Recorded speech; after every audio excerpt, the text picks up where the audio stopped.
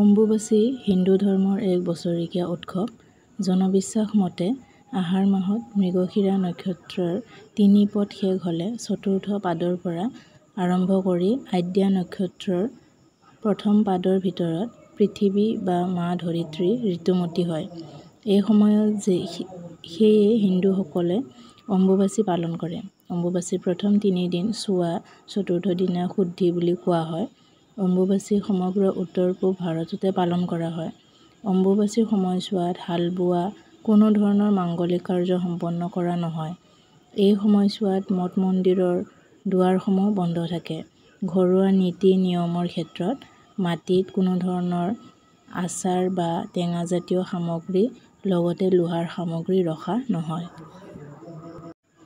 অম্বুবাচী মেলা হৈছে হিন্দু ধৰ্মৰ লোকসকলে অম্বুবাচীৰ সময়ত সংগতি ৰাখি শক্তি পূজাৰ স্থানসমূহ আদিত আয়োজন কৰা এক উৎসৱ। অসমৰ গুৱাহাটীৰ কামাখ্যা মন্দিৰত যথেষ্ট আড়ম্বৰপূৰ্ণভাৱে অম্বুবাচীৰ সময়ত অম্বুবাচী মেলাৰ আয়োজন কৰা হয়। অম্বুবাচীৰ লগে লগে কামাখ্যা ধামৰ দুৱাৰ বন্ধ ৰখা হয়। ফলস্বৰূপে সেইকেইদিন দেৱীৰ দৰ্শন নিষিদ্ধ। চতুৰ্থ দিনত মন্দিৰ খোলাৰ লগে লগে দেৱীৰ স্নান, পূজা প্ৰভৃতি সমাপন হোৱাৰ পৰাহে দৰ্শকে দেৱীক দৰ্শন কৰিব পাৰে। পূব ভাৰতৰ দৰে অন্যান্য প্ৰান্তৰ দৰে কামাখ্যা ধামৰো ব্ৰাহ্মণ বিধৱাসকলে অম্বুবাচী প্ৰভৃতিৰ পৰা নিবৃত্তিৰ পিছতো দেৱীৰ ভোগ শেষ নোহোৱা পৰলৈকে ফলাহাৰ গ্ৰহণ কৰি থাকে।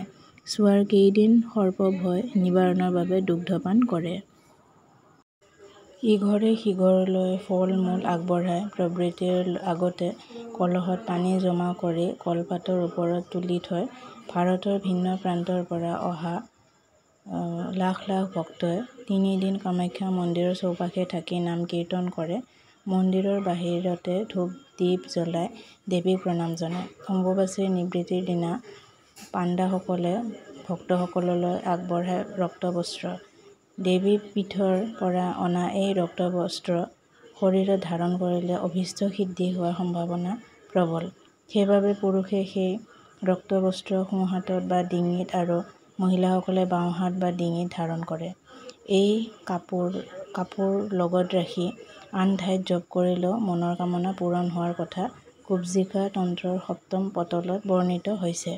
এই ৰক্তবস্ত্ৰ ধাৰণ কৰি শ্মশান অথবা মৃতকৰ ঘৰলৈ যোৱাটো নিষিদ্ধ।